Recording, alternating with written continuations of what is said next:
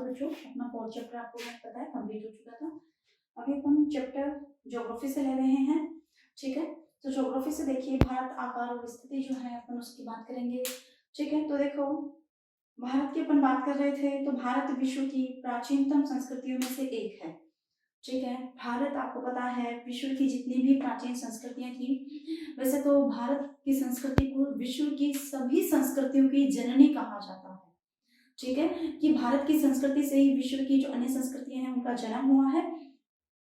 अब पिछले 5 दशकों में भारत ने सामाजिक आर्थिक रूप से बहुमुखी उन्नति की है, बहुत ज्यादा जो है उन्नति यहाँ पे प्राप्त की है, ठीक है। अब देखो कृषि उद्योग तकनीकी और सर्वांगीण आर्थिक विकास में अद्भुत प्रगति भी हुई है। यहाँ पे कृषि उद्योग तकनीकी और सर्वांगीण आर्थिक विकास में यहाँ पे जो है बहुत ज्यादा प्रगति हुई है।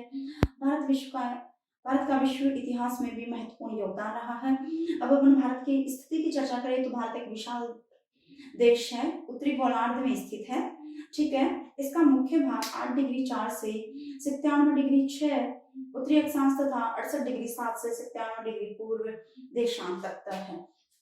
अब देखो अपन इसकी स्थिति की अपन जब बात करेंगे, ठीक है। तो स्थिति में देखो अपन जैसे कि मान लो ये अपना जो है वो इंडिया है,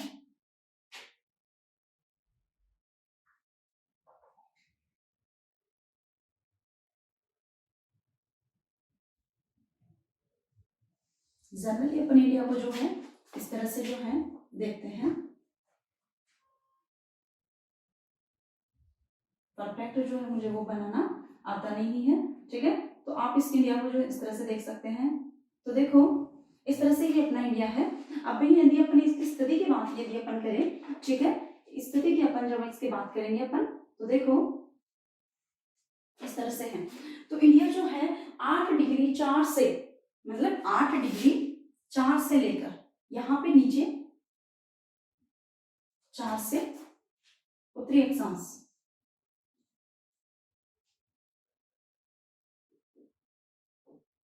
8 डिग्री 4 उत्तरी अक्षांश से जो है ये 37 डिग्री 6 उत्तरी अक्षांश तक है, ठीक है। कहां तक है? ऊपर 37 डिग्री 6।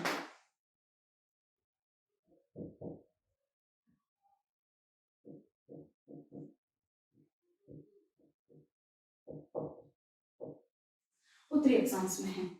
इंडिया की स्थिति किस तरह से है? 8 डिग्री 4 से लेकर 37 डिग्री 6 उत्तरी अक्षांश तक है। इधर जो है अपन बात करें, ठीक है, 97 डिग्री 25 पूर्वी देशांतर से लेकर जो है 68 डिग्री 7 पूर्वी देशांतर तक। तो इधर जो है जैसे आप मान लो 68 डिग्री 7 पूर्वी देशांतर से लेकर 97 डिग्री 25,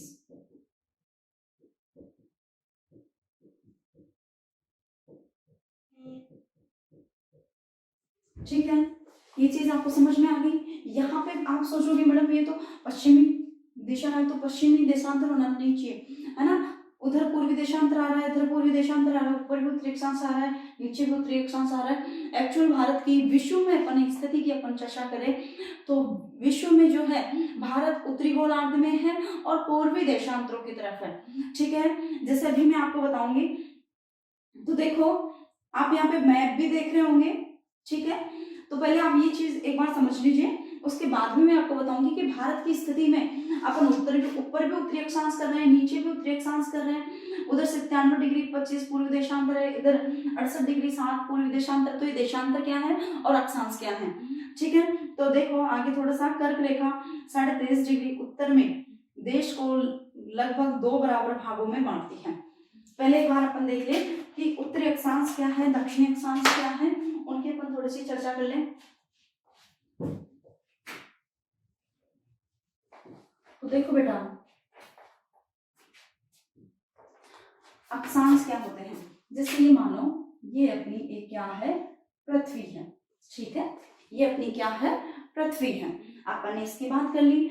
अब अपन जो है जो अक्षांश रेखाओं की यदि अपन बात करें तो अक्षांश रेखाएं जो होती हैं वो क्या होती हैं, उत्तर से मतलब जो है सॉरी पूर्व से पश्चिम की ओर जो है खींची जाने वाली जो रेखाएं होती हैं उन्हें क्या बोला जाता है, अक्षांश रेखाएं जो है वो बोली जाती है। ठीक है, तो देखो अक्षांश रेखाएं कैसी हो गई है, 0 डिग्री, ये अक्षांश रेखा होगी। ठीक है, 0 डिग्री अक्षांश रेखा है। कौन सी रेखा है, 0 डिग्री अक्षांश रेखा है। पश्चिम से पूर्व की ओर खींची जाने वाली जो समानांतर रेखाएं होती हैं, ठीक है, उसे क्या बोला जाता है, अक्षांश रेखा। ये 0 डिग्री अक्षांश रेखा है, इसे अपन भूमध्य रेखा भी बोलते हैं, भूमध्य रेखा भी बोलते हैं, विषुवत रेखा भी बोलते हैं इसको। भूमध्य रेखा क्यों बोलते हैं, ठीक है, क्यों, क्योंकि मतलब ये जो है 0 डिग्री जो अक्षांश है वो पृथ्वी को 2 बराबर भागों में बांटती है, इस वजह से अपन इसको क्या बोलते हैं, 0 डिग्री जो है 0 डिग्री को भूमध्य रेखा बोलते हैं, क्योंकि भूमि को 2 भागों बराबर भागों में बांट रही है, इस वजह से। अब अपन बात करें, ठीक है, तो देखो 0 डिग्री ये हो गई, उसके बाद में इस तरह से चलती जाएगी, यहां पे ये मान लो 23.5 डिग्री अक्षांश रेखा होगी। कितनी अक्षांश रेखा हो गई, 23.5 डिग्री अक्षांश रेखा। 23.5 डिग्री अक्षांश रेखा को अपन क्या बोलते हैं, कर्क रेखा बोलते हैं। कौन सी रेखा बोलते हैं, कर्क रेखा बोलते हैं। 23.5 डिग्री अक्षांश रेखा को अपन क्या बोलते हैं, उत्तरी अक्षांश को। अब देखो 0 डिग्री से अपन जो नीचे का भाग है ये दक्षिणी भाग हो गया, ये यहाँ पे कौन सा भाग है, दक्षिणी भाग है। ठीक है, और ये कौन सा भाग है, उत्तरी भाग है। ये चीज समझ में आ गई होगी आपको कि ये कौन सा नीचे वाला कौन सा भाग है, दक्षिणी भाग है। अपन हर बार समझते हैं नीचे कौन सी दिशा होती है, दक्षिण दिशा होती है, ऊपर कौन सी दिशा होती है, उत्तरी दिशा होती है। ठीक है, तो 0 डिग्री से नीचे वाला भाग दक्षिण दिशा में हो गया, 0 डिग्री से ऊपर का भाग उत्तरी भाग हो गया। ठीक है, ये चीज आपको समझ में आ गई होगी। तो 23.5 डिग्री उत्तरी अक्षांश, 23.5 डिग्री उत्तरी अक्षांश में कर्क रेखा है। ठीक है, और 23.5 डिग्री दक्षिण अक्षांश में कौन सी रेखा है, मकर रेखा है। 23.5 डिग्री दक्षिणी अक्षांश, मकर रेखा। ठीक है, ये समझ में आ गया होगा आपको। 23.5 डिग्री उत्तरी अक्षांश की जो रेखा है उत्तर में, 23.5 से नीचे होगा, 23.5 से ऊपर होगा।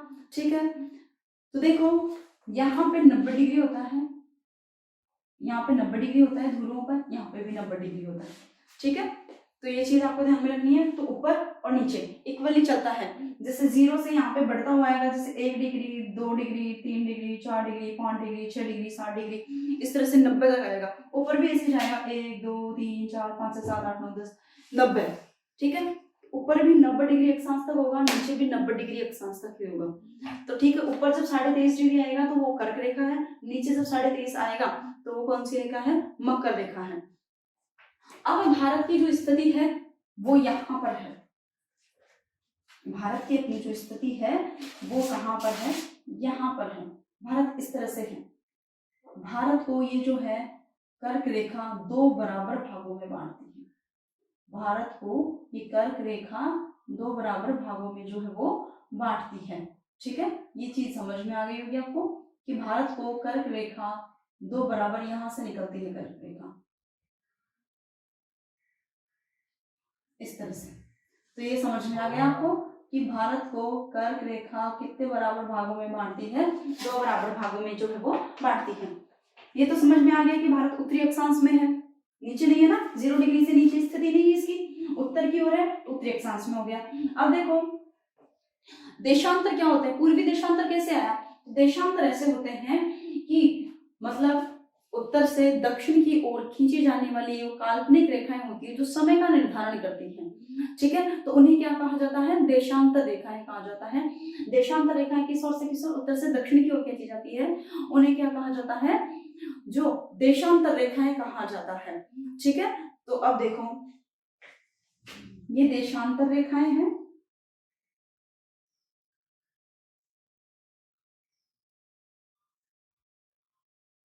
इस तरह से। ठीक है, तो ये देशांतर रेखाएं होगी।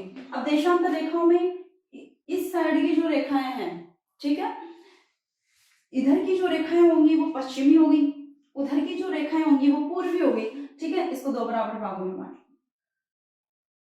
बांट लिया, ठीक है। इधर की जो रेखाएं हो गई वो पश्चिमी हो गई, उधर की जो रेखाएं हो गई वो कौन सी हो गई, पूर्वी हो गई।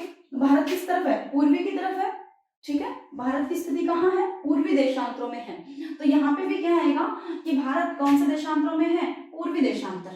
तो यहाँ पे 97 डिग्री पूर्वी देशांतर,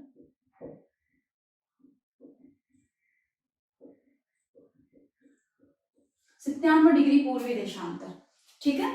अब समझ में आ गया होगा कि भारत जो है उत्तरी पूर्वी, मतलब विश्व में भारत की स्थिति कैसी है, उत्तरी पूर्वी। उत्तर में उत्तरी अक्षांशों में है, नीचे की तरफ नहीं है ना, दक्षिण की तरफ नहीं है, भारत ऊपर है, ठीक है। और ना पश्चिम की तरफ है, किधर है, पूर्व की तरफ है, ठीक है। तो अब देखो ये आपको समझ में आ गया होगा कि जो मतलब पश्चिम से पूर्व की ओर खींची जाने वाली जो सीधी रेखाएं होती हैं उन्हें अक्षांश रेखाएं कहा जाता है, जबकि उत्तर से दक्षिण की ओर खींची जाने वाली जो रेखाएं हैं, ठीक है, उन्हें क्या कहा जाता है, देशांतर रेखाएं जो है वो कहा जाता है। देशांतर रेखाएं 360 होती है बेटा, ठीक है। अब देखो 180 एक तरफ और 180 एक तरफ।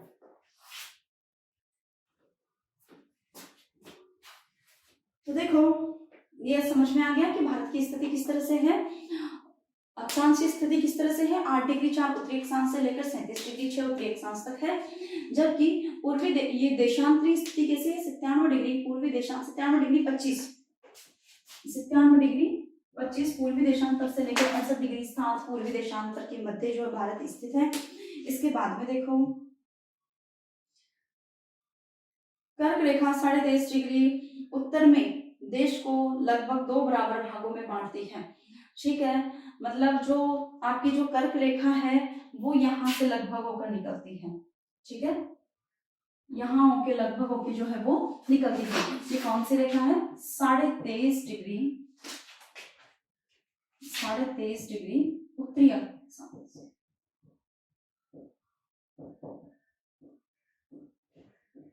अभी आपको मैंने बताया ना 23.5 डिग्री उत्तर में जो अक्षांश रेखा है उसे कौन से नाम से जाना जाता है, कर्क रेखा के नाम से जाना जाता है।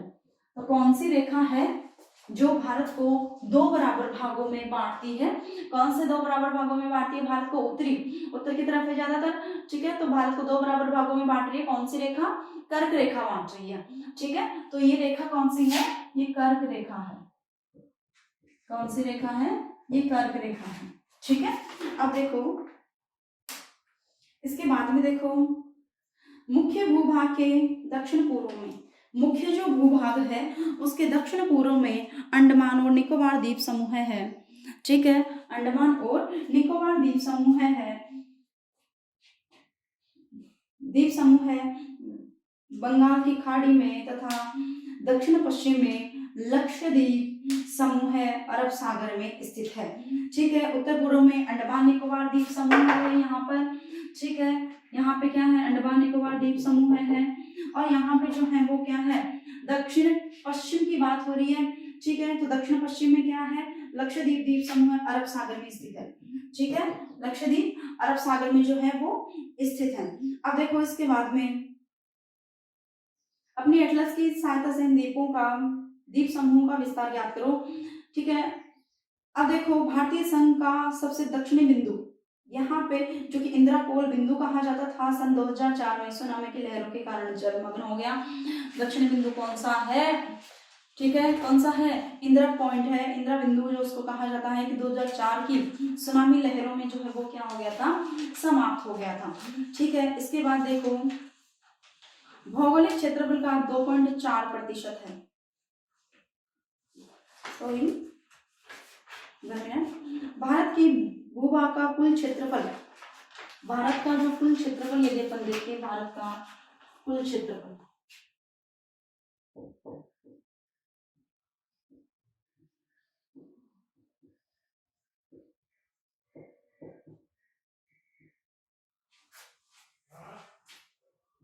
कुल क्षेत्रफल कितना है, 32.8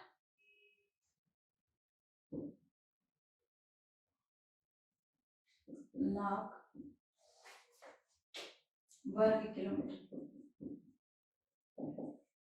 ठीक है, 32.8 लाख वर्ग किलोमीटर जो है इसका क्या है, कुल क्षेत्रफल है, जो कि विश्व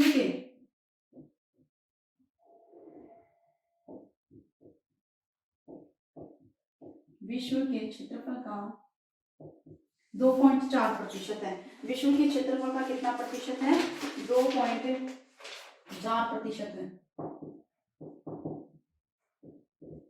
भारत का जो क्षेत्रफल है 32.8 लाख वर्ग किलोमीटर है, जो कि विश्व के क्षेत्रफल का कितना है, 2.4% है। पूरे विश्व का ओनली कितना प्रतिशत है, 2.4% ही भारत का पूरा क्षेत्रफल है। भारत विश्व का 7वां बड़ा देश है। भारत विश्व का कितना बड़ा देश है, 7वां बड़ा जो है वो देश है। अब देखो नीचे आपको ये भी दे रखा है विश्व के 7 बड़े देश, ठीक है, विश्व के 7 बड़े देश दे रखे हैं। सबसे पहले रूस, कनाडा, संयुक्त राज्य अमेरिका, ठीक है, संयुक्त राज्य अमेरिका। इसके बाद में देखो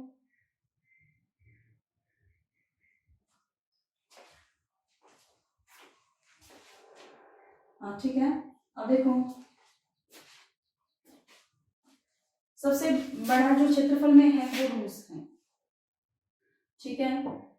दूसरे नंबर पे कौन है, कनाडा, संयुक्त राज्य अमेरिका,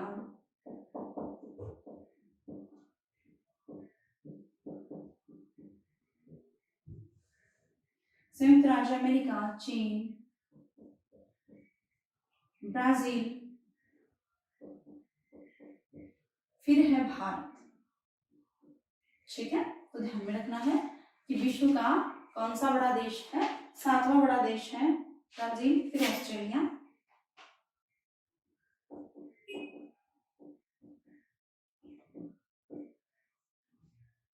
फिर भारत, ठीक है। तो सबसे विश्व का सबसे बड़ा देश कौन सा है, रूस है। विश्व का सबसे बड़ा देश कौन सा है, रूस है।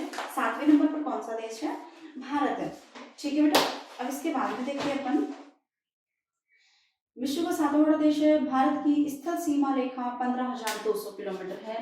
भारत की ये जो स्थलीय सीमा रेखा है, स्थलीय सीमा रेखा देखो कहाँ से कहाँ तक है, ये जो आ रही है साथ साथ में, ठीक है, ये सारी जो क्या है यहाँ तक जो है स्थलीय सीमा रेखा है, ठीक है। ये सारी क्या है, यहाँ की स्थलीय सीमा रेखा है, ध्यान होगा आपको, लगभग यहाँ तक जो है ये क्या है, स्थलीय सीमा रेखा है।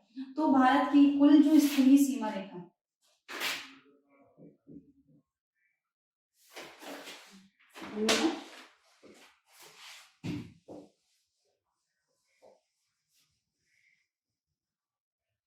भारत का क्षेत्रफल आपको समझ में आ गया।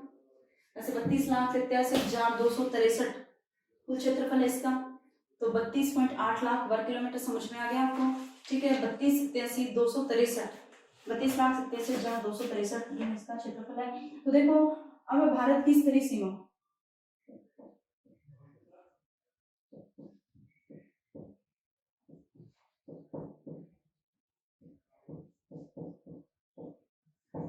स्थलीय सीमा 15,200, ठीक है। कितनी है, 15,200 किलोमीटर इसकी स्थलीय सीमा है। स्थलीय सीमा का मतलब ये हो गया यहाँ पे पानी का विस्तार नहीं है, जबकि ये यहाँ से जो है तटीय सीमा है, ठीक है। ये कौन सी सीमा है, ये तटीय सीमा है, ये चीज समझ में आ गई। तो भारत की तटीय सीमा,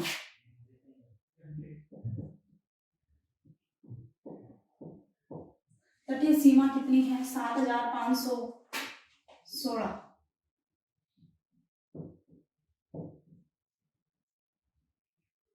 16.6 किलोमीटर, ये क्या है, इसकी तटीय सीमा है। ये तटीय जो सीमा है वो यहाँ पे लक्षद्वीप को मिलाकर, अंडमान निकोबार द्वीप समूह है, दोनों को मिलाकर है, ठीक है। अब देखो तटीय सीमा समझ में आ गई, स्थलीय सीमा आपको समझ में आ गई। अब देखो भारत के उत्तर पश्चिम, भारत के उत्तर पश्चिम, उत्तर तथा उत्तर पूर्वी सीमा पर नवीनतम ललित पर्वतमाला है। आपको पता है ये जो वाला जो क्षेत्र है ये हिमालय वाला क्षेत्र है, ठीक है। ये जो वाला क्षेत्र है यहाँ तक ये हिमालय का क्या है, क्षेत्र है, तो ये हिमालय है। हिमालय क्या है? नवीन बलित पर्वत है। ठीक है, ये वाला जो रेंज है वो क्या है बेटा? हिमालय है। उत्तर का, उत्तर पूर्व का, ठीक है, ये जो क्षेत्र है वो क्या है? हिमालय का क्षेत्र है। ठीक है, उत्तर में हिमालय है, आप जानते हो सभी।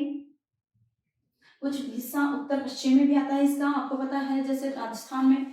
ठीक है, अब देखो राजस्थान में तो प्राचीन वलित पर्वतमाला है, ठीक है, लेकिन इससे जस्ट ऊपर, ठीक है, यहाँ पे अब देखो इसके बाद में इसके दक्षिण का भूभाग उत्तर में, दक्षिण का भूभाग उत्तर में चौड़ा है और 22 डिग्री उत्तरी अक्षांश से हिंद महासागर की ओर संकेत होता है। और 22 डिग्री उत्तरी अक्षांश जो है वहां से किस ओर संकेत होता है? हिंद महासागर की ओर जो है वो सकरा होता जाता है। ठीक है, अब देखो हिंद महासागर नीचे की ओर हो गया। ठीक है, अब देखो 22 डिग्री यहाँ से उत्तर में इसका भाग चौड़ा हो गया। आप देख रहे हो भारत की यहाँ पे जो स्थिति है वो क्या है? चौड़ी है। लेकिन मैंने आपको बताया है जो कर्क रेखा है वो गुजर रही है 30.5 डिग्री। अब यहाँ से जस्ट इसके ऊपर से, यहाँ तक तो चौड़ा था, अब इसके ऊपर से ये धीरे धीरे सकरा होता जा रहा है। नीचे हिंद महासागर है, ठीक है, नीचे क्या है? हिंद महासागर। तो आप भी देख रहे हो कि ये वापस यहाँ से सकरा होता जा रहा है, होता जा रहा है कि नहीं होता जा रहा है? ठीक है, तो हिंद महासागर की ओर जैसे जैसे नीचे आते जा रहे हैं इसकी, ये इसका जो मतलब चौड़ाई जो थी वो क्या होती जा रही है? कम होती जा रही है। ठीक है, ऊपर 22 डिग्री उत्तरी अक्षांश से फिर नीचे आने के बाद में इसकी जो स्थिति है वो क्या होती जा रही है? सकड़ी होती जा रही है। उत्तर में ये चौड़ा है, आप देख रहे हो यहाँ से यहाँ तक खूब चौड़ा हो गया। ठीक है, यहाँ पे जो आके यहाँ पे इसका जो बिंदु मिल रहा है, ठीक है, तो नीचे से क्या होता जा रहा है? सकड़ा होता जा रहा है। दक्षिण में सकड़ा होता जा रहा है, उत्तर में थोड़ा चौड़ा होता जा रहा है। तो देखो फिर इसके बाद में इसके पश्चिम में अरब सागर तथा पूर्व में बंगाल की खाड़ी है। पश्चिम में अरब सागर है, ठीक है, जबकि पूर्व में क्या है? बंगाल की खाड़ी है। अरब सागर, यहाँ पे बंगाल की खाड़ी,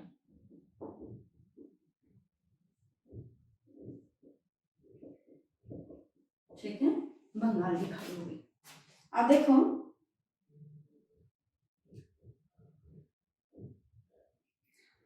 एक चित्र 1.3 में देखिए कि अक्षांश और देशांतर का विस्तार लगभग 30 डिग्री है। अक्षांश और देशांतर का विस्तार कितना है? लगभग 30 डिग्री है। ठीक है, परंतु फिर भी पूर्व पश्चिम का विस्तार उत्तर दक्षिण के विस्तार की अपेक्षा कम प्रतीत होता है। ठीक है, देशांतरों का विस्तार लगभग 30 डिग्री तक है। ठीक है, देशांतर ज्यादा है, आप देख रहे हो। ठीक है, 97 में से आप 68 लगा दीजिए, लगभग 30 डिग्री के आसपास आ रहा है। ठीक है, ज्यादा हो रहा है देशांतर। ठीक है, लेकिन फिर भी देखो अब हमें यहाँ पे ऐसा लग रहा है कि उत्तर से दक्षिण की लंबाई ज्यादा होनी चाहिए। ठीक है, लेकिन फिर भी देखो क्या है, परंतु फिर भी पूर्व पश्चिम का विस्तार उत्तर दक्षिण के विस्तार की अपेक्षा कम प्रतीत होता है। यहाँ से लेकर यहाँ तक हमें ज्यादा बड़ा भाग दिखाई दे रहा है। ठीक है, फिर भी यहाँ से यहाँ तक का जो विस्तार है वो कम है किसकी अपेक्षा? यहाँ से यहाँ तक के विस्तार में। ठीक है, अब देखो गुजरात के अरुणाचल प्रदेश के स्थानीय समय में 2 घंटे का अंतर है। गुजरात से अरुणाचल, देखो गुजरात कहाँ पे है? ये यहाँ पे गुजरात है। ठीक है, यहाँ पे गुजरात हो गया, ये जो भाग है ये गुजरात का है। अरुणाचल प्रदेश ये जो यहाँ से निकला हुआ थोड़ा सा हिस्सा है वो क्या है? अरुणाचल प्रदेश है।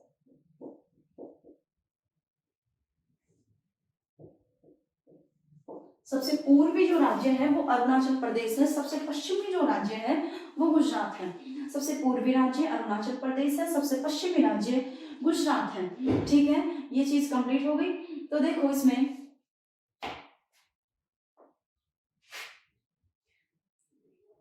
अब देखेंगे, आपको समझ में आ गया है कि पश्चिमी जो राज्य है वो गुजरात है, तो दोनों के बीच में 2 घंटे का अंतर होता है। जैसे ठीक है, अभी देखेंगे कि 2 घंटे का अंतर है, अतः 22.5 डिग्री पूर्वी देशांतर रेखा को भारत की प्रधान मानक याम उत्तर माना जाता है, जो कि उत्तर प्रदेश में मिर्जापुर से गुजरती है। अक्षांश का प्रभाव दक्षिण से उत्तर की ओर दिन और रात की अवधि पर पड़ता है। अब देखो डिग्री पूर्वी देशांतर यहाँ से निकलती है, जो कि यहाँ पे आते हुए यहाँ से निकलती है। ठीक है, 82.5 डिग्री जो पूर्वी देशांतर है वो इस तरह से निकलता है। ये भारत को जो है जिस समय का निर्धारण करने के लिए जो है वो बनाई गई है, यूपी से निकलती है, इलाहाबाद के नैनी नामक जगह से जो है ये निकलती है। ठीक है, अब देखो 82.5 डिग्री पूर्वी देशांतर को भारत की यामातर क्यों कहा गया है? 82.5 डिग्री को इस वजह से कहा गया है कि भारत के जैसे यदि 82.5 डिग्री में यहाँ से नहीं निकालेंगे तो समय में बहुत ज्यादा जो है वो अंतर आ जाएगा। इस वजह से 82.5 डिग्री को प्रधान यामातर इसकी वजह से कहा गया है। ठीक है, कि पूर्व में भी और पश्चिम में भी जो समय है उसकी इक्वलिटी बनाए रखने के लिए जो है यहाँ से 82.5 डिग्री से इलाहाबाद नैनी में आकर नैनी से निकलती है। ठीक है, इलाहाबाद की नैनी से निकलती है। ये क्या करती है, समय का जो है वो निर्धारण करती है। ठीक है, तो 82.5 डिग्री पूर्वी देशांतर को भारत की प्रधान मानक यामातर रेखा इसको कहा जाता है। अब देखो भारत और विश्व की अपन बात करेंगे कि भारतीय भूखंड एशिया महाद्वीप के पूर्व और पश्चिम के मध्य में स्थित है। एशिया महाद्वीप में भारत की स्थिति किस तरह से है? पूर्व और पश्चिम के मध्य में स्थित है।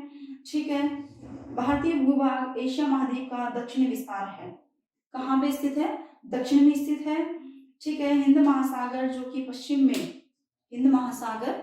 कि पश्चिम में यूरोपीय देशों और पूर्वी एशियाई देशों को मिलाता है, भारत को केंद्रीय स्थिति प्रदान करता है।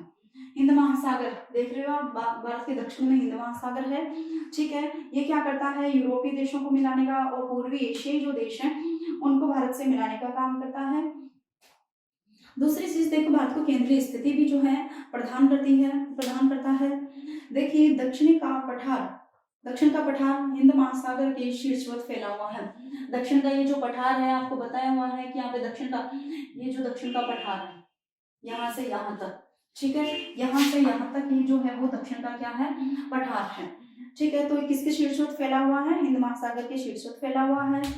और पश्चिमी एशिया, अफ्रीका और यूरोप के देशों के साथ साथ पूर्वी एशिया के देशों से भी पूर्व तट के माध्यम से निकटतम संबंध बनाए हुए हैं। पश्चिम एशिया, अफ्रीका और यूरोप के देशों के साथ साथ पूर्वी एशिया के देशों से भी पूर्व तट के माध्यम से क्या बनाए हुए हैं, निकटतम इसमें संबंध बनाए हुए हैं। हिंद महासागर में किसी भी देश की तटीय सीमा भारत जैसी नहीं है। हिंद महासागर में किसी भी देश की जो तटीय सीमा है वो भारत के जैसी नहीं है। अब देखो, भारत की किसी महत्वपूर्ण स्थिति के कारण एक महासागर का नाम इसके नाम पर रखा गया है। इस महासागर का नाम जो है हिंद महासागर क्यों रखा गया? क्योंकि भारत आप जानते हो हिंदुस्तान के नाम से जाना जाता है, तो इस महासागर का नाम क्या रखा गया? हिंद महासागर जो है वो रखा गया। किसके नाम पर? भारत के नाम पर जो है वो रखा गया था। अब देखो एक फैक्ट जो है वो देखो, सन 1869 में स्वेज नहर के खुलने से, भारत में जो स्वेज नहर खुली थी, भारत और यूरोप के बीच दूरी 7000 किलोमीटर कम हो गई है। स्वेज नहर खुलने की वजह से जो है किसकी दूरी कम हो गई है? भारत और यूरोप के बीच की जो है दूरी वो 7000 किलोमीटर कम हो गई है। ठीक है, अब देखो ये आपको समझ में आ गया होगा। ठीक है, अपने भारत का कुल क्षेत्रफल 32,87,263 वर्ग किलोमीटर है। ठीक है, जिसको अपन शॉर्ट में 32.8 लाख वर्ग किलोमीटर भी लिख सकते हैं। ये विश्व के क्षेत्रफल का लगभग कितना है? 2.4% है। इसकी अपन अक्षांशीय स्थिति की बात करें कि भारत की अक्षांशीय स्थिति है 8 डिग्री 4 से लेकर 37 डिग्री 6 तक है। ठीक है, 8 डिग्री 4 उत्तरी अक्षांश से लेकर 37 डिग्री 6 उत्तरी अक्षांश तक भारत की अक्षांशीय स्थिति है। जबकि देशांतरी स्थिति की अपन बात करें तो जो है 97 डिग्री 25 पूर्वी देशांतर से लेकर 68 डिग्री 7 पूर्वी देशांतर के मध्य जो है ये स्थित है। 83.5 डिग्री उत्तरी अक्षांश रेखा, 23.5 डिग्री उत्तरी अक्षांश रेखा जो कि कर्क रेखा के नाम से जानी जाती है, वो भारत को लगभग बराबर 2 भागों में बांटती हुई जाती है। ठीक है, अब आपको मैंने बताया भारत की जो स्थलीय सीमा है, स्थलीय सीमा आपको बता दी कितने किलोमीटर की है? 15,200 किलोमीटर की है। तटीय सीमा का मतलब ये हो गया चारों ओर क्या भरा हुआ है? पानी भरा हुआ है। यहाँ पे चारों ओर क्या भरा हुआ है? पानी भरा हुआ है। पानी से लगी हुई सीमा है ये, ठीक है। तो पानी से लगी हुई सीमा कितनी, अपनी तटीय सीमा जिसको बोलते हैं अपन 7,516 है, ठीक है। अब देखो इसके पश्चिम में अरब सागर है, जबकि इसके पूर्व में बंगाल की खाड़ी स्थित है, ठीक है। और जो है आपके फैक्ट आपको बता दिए कि 82.5 डिग्री, ठीक है, पूर्वी देशांतर रेखा भारत की प्रधान मानक या उत्तर रेखा माना जाता है, ठीक है, जो कि उत्तर प्रदेश के मिर्जापुर जिले से निकलती है, इलाहाबाद नैनी से जो है ये निकलती है। अब देखो आपको बता दिया कि भारत का क्षेत्रफल जो है, भारत के क्षेत्रफल की दृष्टि से भारत का कौन सा स्थान है विश्व में, 7वां स्थान है, ठीक है बेटा। अब अपन जो कल देखेंगे इसमें, वो देखेंगे कल अपन कि भारत के जो मतलब आगे अंतर्राष्ट्रीय व्यापारिक संबंध या भारत का विस्तार के अपन जो बात करेंगे कि कहाँ से कहाँ तक फैला हुआ है, साथ में इसके जो पड़ोसी देश हैं, ठीक है, उन सब की जो अपन कल नेक्स्ट वीडियो में चर्चा करेंगे, ठीक है बेटा। Have a good